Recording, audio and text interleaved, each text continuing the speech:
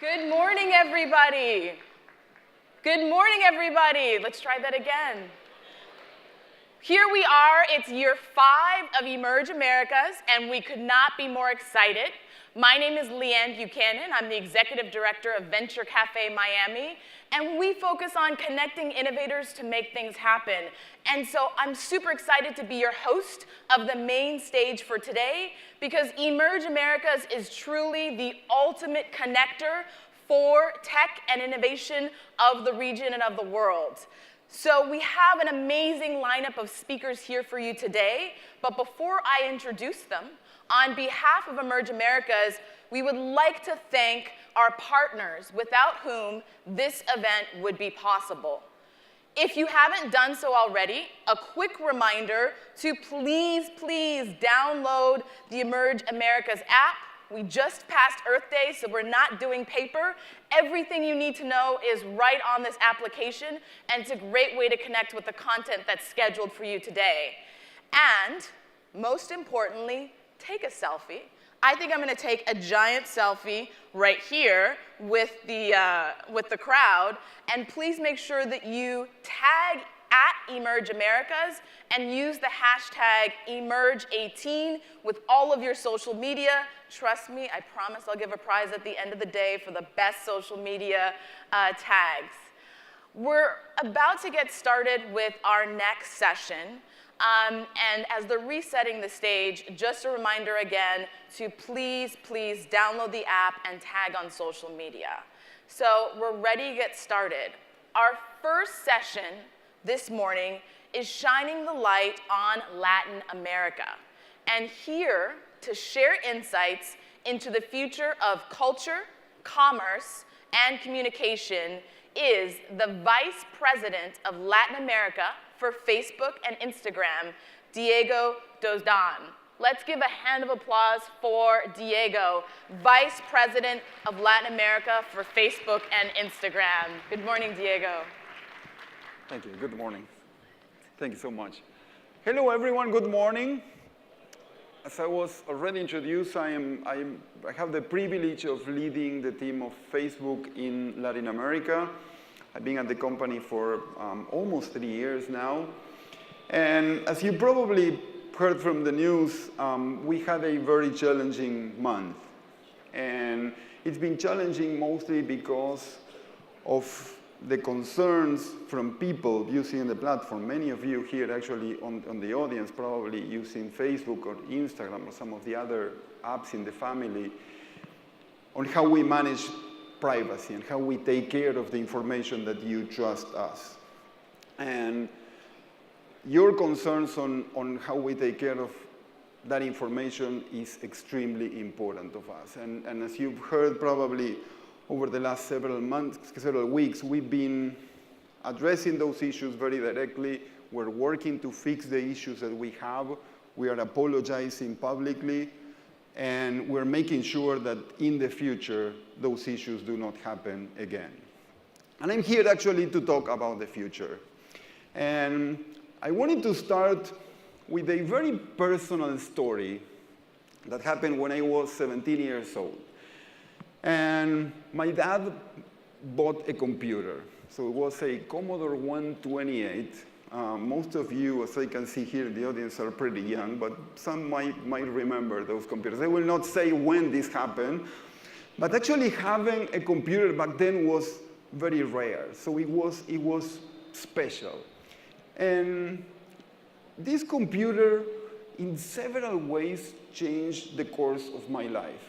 So I remember that day opening it up, starting to learn to code, spend a lot of time just getting into the details. And the following morning, my dad wakes up and finds me still in front of the computer with the same clothes as the previous day. I had been trying to code songs. I used to play guitar back then, so I was trying to do a duo with the computer and trying to learn to code in BASIC. And that single computer changed the course of my life for good. I wouldn't be here, probably, if it wouldn't be for that Commodore 128. The thing is, when my dad bought the computer and when I actually started to learn to code, It was not clear that we would take me here. Of course, if I had known back then, I would have spent the time, my dad would have bought the computer, but it's really hard in hindsight to understand where any decision will take you. From several perspectives, I was just lucky with that. And in general, in technology, we are faced with that type of decisions all the time. We don't know exactly how following a specific path or testing a new technology will drive any results. That's why we say, normally, hindsight is 20/20. When we have the information exposed of how things work, yeah, of course, a lot of decisions make sense. But ex ante, before we have that information, it's really hard to make decisions. And the advantage that we have here in Latin America, looking into the opportunity of the digitalization, has a lot to do with this.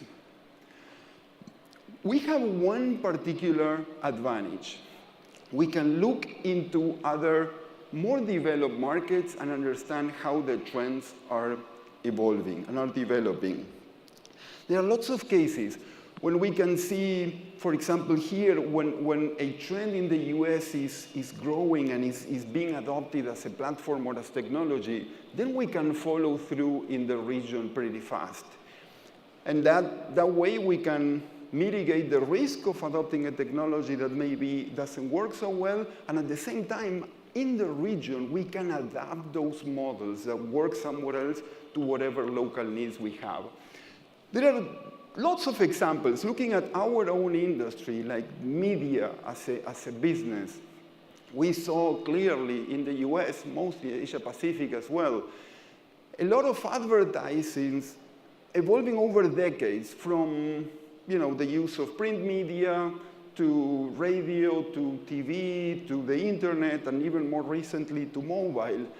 And the learnings we could gather from all those advertisers that were sort of struggling to understand how to use the new medias in the following wave, and we were able to leverage that and learn pretty fast. That's why we say that, rather than saying that hindsight is 20/20, for Latin America, the future is 20/20. And we are really lucky to have that opportunity to look into the future and learn in advance. If you buy into this as a framework where we can learn, model businesses and technologies around what has already worked and bring it here, we can perfectly assume that the next big thing can come from Latin America. And looking at the past, there are lots of examples of very successful innovation coming from Latin America. Actually, this is one of the topics that I have a passion for. Talking about sense of purpose, looking at the region as a source of ideas that have global impact is something that really inspires me. And I've been spending a lot of time looking into some of those cases that came from Latin America and ended up having a very important global impact. Some are not very well known. In 1832, photography was first developed and tested in Brazil. That is something that is not very well known. The case of color TV, in the 40s, it was first developed in Mexico. Similarly, the contraceptive pill was first developed in Mexico in the late 50s. Artificial hearts in Argentina. And one of the most recent ones that also are not very well known, CAPTCHA codes, those codes that many sites require you to validate that you are seeing the specific letters and you retype them. That was developed by a Guatemalan doctor that was tired of having to validate the identity of a lot of people that was contacting him. So there's a lot of innovation. We do have a track record of innovation. But we need to be also realistic on where we stand from a few perspectives. One of the main barriers that we have that I normally look at has to do with the level of investment that we have in R&D, in research and development. All these columns here show what percentage of GDP countries are spending in research and development. And as you can see, many of the countries in our region have a fairly low R&D investment. Even Brazil, that has the highest percentage in the region, is still below the global average. So that clearly shows that a lot of the engines for the generation of ideas in the region will not be necessarily very strong. However, there are lots of businesses that do not require R&D, and that gets us again into the previous framework on learning from whatever is working globally and bringing it to the region. And these barriers clearly have not been a barrier for the development of entrepreneurs in the region. I personally had a very positive experience as an entrepreneur many, many years ago. Back in the late 90s, the internet was growing super nicely, significantly. And I studied a business. I was a co-founder together with 3 friends and colleagues of a firm called Certant. It's now a developer of software, mostly a Java developer for very large organizations. And when we started, we were just taking advantage of a huge demand for services around how to structure a business, how to build a strategy to make that business sustainable, and then how to actually build it. So there was huge demand, and I'm really proud that that business is still up and running. It's not a huge business. It employs more or less 100 people, mostly in Argentina, but it's up and running. So the barriers that we know that we had were not a barrier for this business to start existing. And I'm sometimes envious when I look at new startups being able to leverage new technologies that are available out there. When we started that business with my co-founders, we faced a lot of barriers, and it's sort of, we had to start from scratch. Today, there are a lot of platforms that are massively available, and those businesses can jump into those platforms and accelerate at a very interesting speed. One of the platforms I know best for natural reasons is Facebook.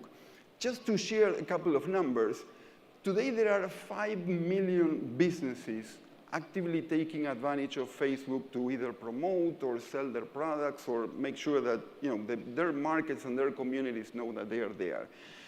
And we have actually more than 2 billion people that on a monthly basis get connected to our platform.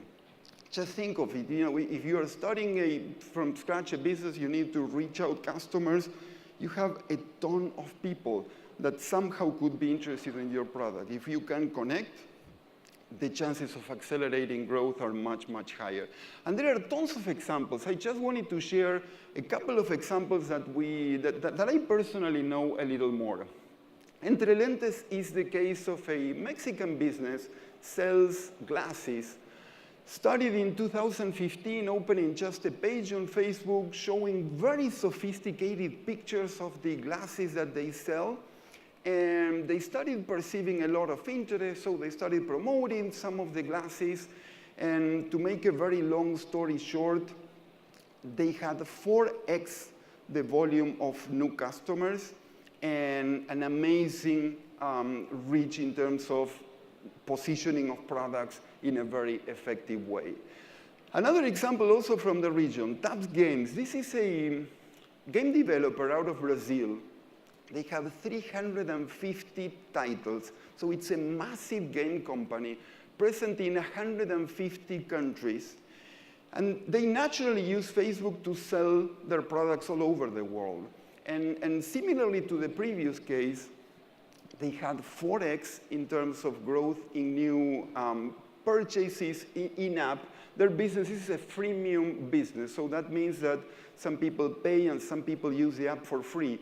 So getting more business once the app is installed is the critical revenue generator for them. So they got 4 times more in-app purchases by using Facebook and a significant reduction in the cost to get to those customers. So these are just a couple of examples of how the digital revolution is being leveraged by platforms that are available in Latin America.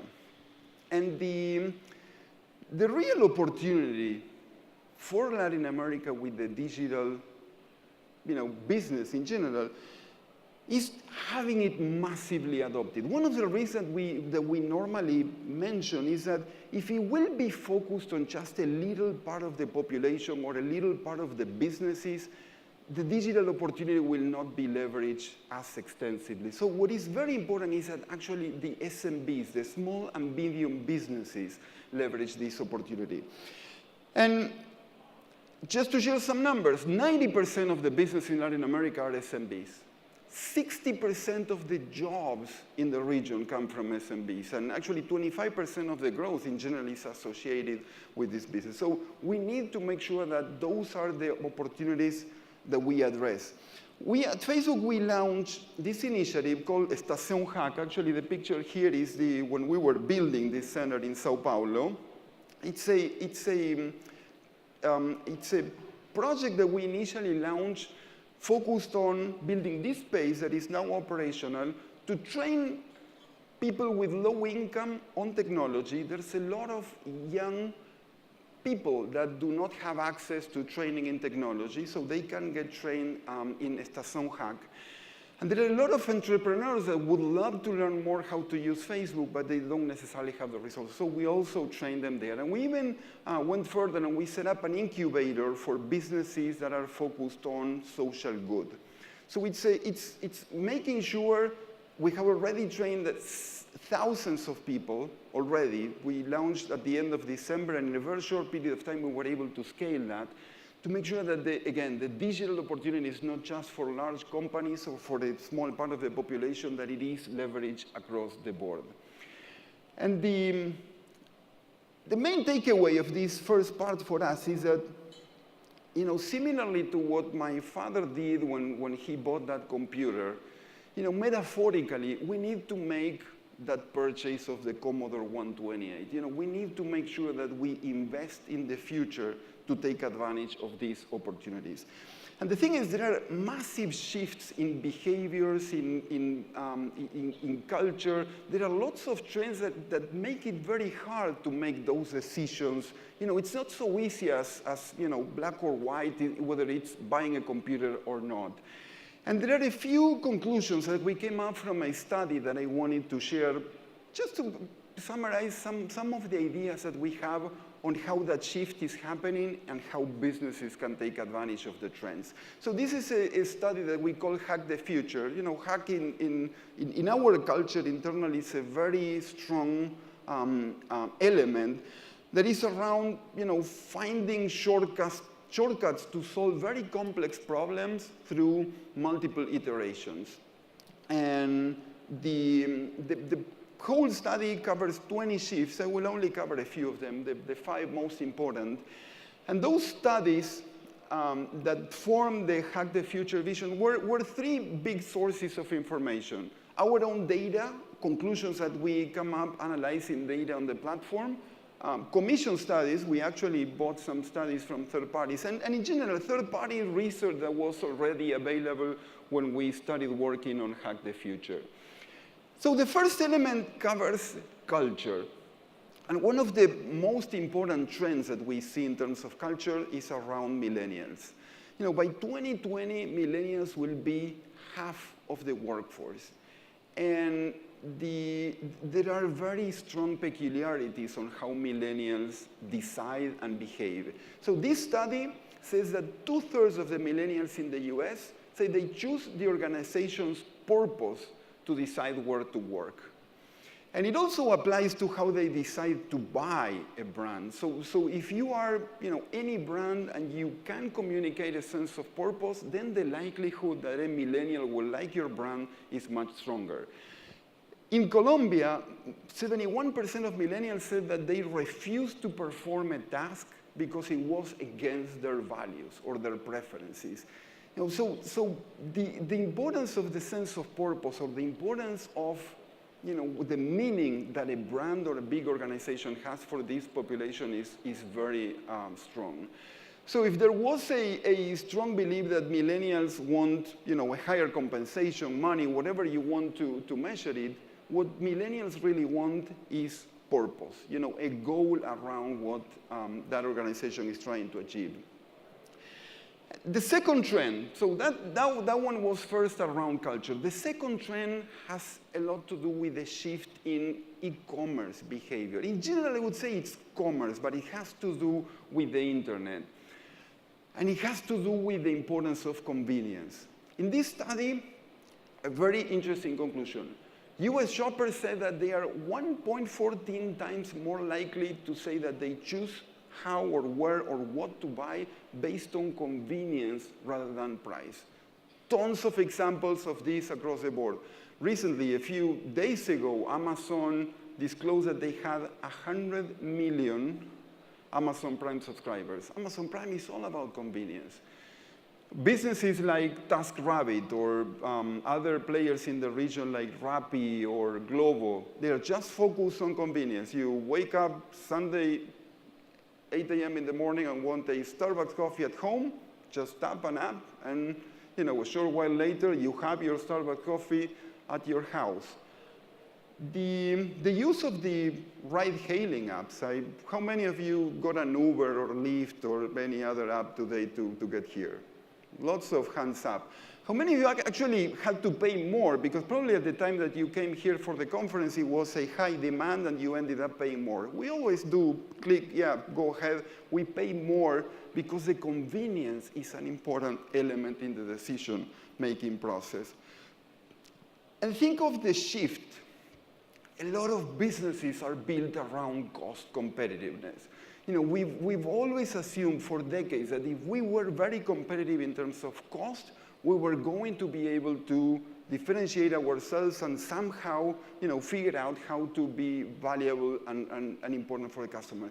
But maybe that is no longer the case. Maybe what really matters now is convenience, and it is reshaping a lot of industries and businesses. So the third element that I wanted to share has to do with the context with which people make decisions. It's interesting to see that one of the big trends is around buying more locally and more globally at the same time. So there's one hashtag that we started monitoring that is related to buy local. Actually, the hashtag says buy local. There's 17% more discussions around that hashtag. And in general, it is used in the context of people being happy buying locally. But at the same time, 2/3 of online shoppers have already shopped cross-border. So there is massive growth both locally and globally in terms of purchasing. And when we compound, normally the perception has been that the product that you were buying was extremely important, that the content of what you were buying was king. So if you were buying a product, and again, it goes a lot back to the point around cost competitiveness. Whatever you were buying, if it was a competitive product at the right price, that was a compelling reason to buy. But now, more and more, buying decisions are made around context. And again, it's also related to the convenience element that I was mentioning before. Sometimes that Starbucks coffee is so much valuable, depending on where you are and what you are thinking, how you are feeling at another time. So rather than the product itself, sometimes the context with which you are in a moment making a decision is more important. So this is another big shift that we are seeing around e-commerce. And the final trend that we wanted to discuss has a lot to do with communication. Some trends that we are seeing in the platform consolidating very fast. Mobile video is clearly growing in the platform at an amazing rate. Actually, lots of research studies show this. Cisco says that 3/4 of the volume of data will have to do with mobility in general.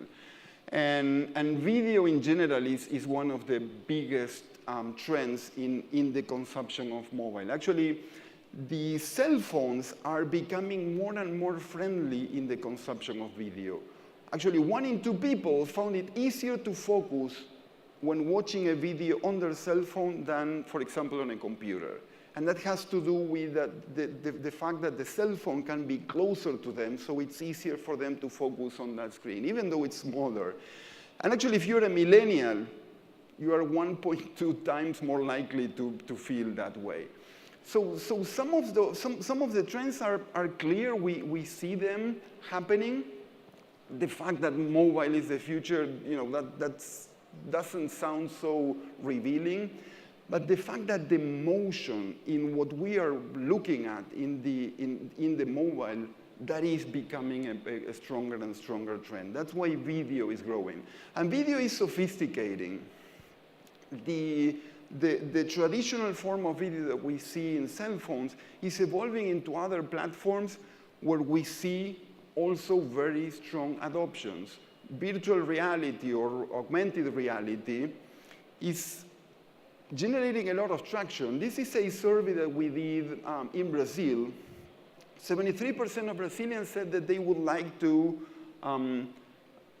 do some form of shopping with virtual reality. 84% wanted to visit the shop. Just imagine, so much easier. Rather than going to the shop itself, you just visit the shop through virtual reality, through some form of hardware. And 85% said that they are interested in buying, actually, virtual reality hardware. Those are very strong trends where, if augmented reality, virtual reality, in general, artificial intelligence that powers a lot of that seems to be the future. This is not the future. This is actually something that is already happening today. So this is, there are lots of trends that are changing. Trends that we have based industries and major businesses around are not necessarily now viable. And many of those situations, lead to some form of stress, similarly to when my dad had to decide whether that was the right purchase decision or not for the computer. In business, and particularly in the region, we face some of those situations all the time. And that can be very stressful. When the future is unclear, when we need to make decisions that are not easy to change in the future, that to some extent put the businesses that we built for years at risk. Those are very challenging decisions to make. And sometimes those decisions hold us back. If you are a large company that could lose share or lose relevance, that is very risky. And if you are a startup, like many of you probably here in the room, that do not necessarily have a lot of resources to bet your future on, it's very challenging. But our conclusion is that unless we make, metaphorically, that decision to buy the Commodore, it's very hard to take advantage of it. So if we say that the future is now, looking at all the trends that are already consolidating, looking at this audience here, full of entrepreneurs, full of energy, leveraging Latin America, again, as we said, with all the learnings that we have from more developed markets, with a lot of resources that we have available, rather than saying that the future is now, I'm very convinced that the future is you here in this room. So I really appreciate the opportunity to have been here with all of you. I hope you will have a great rest of the day. Look forward to staying in touch. Thank you. Thank you so much.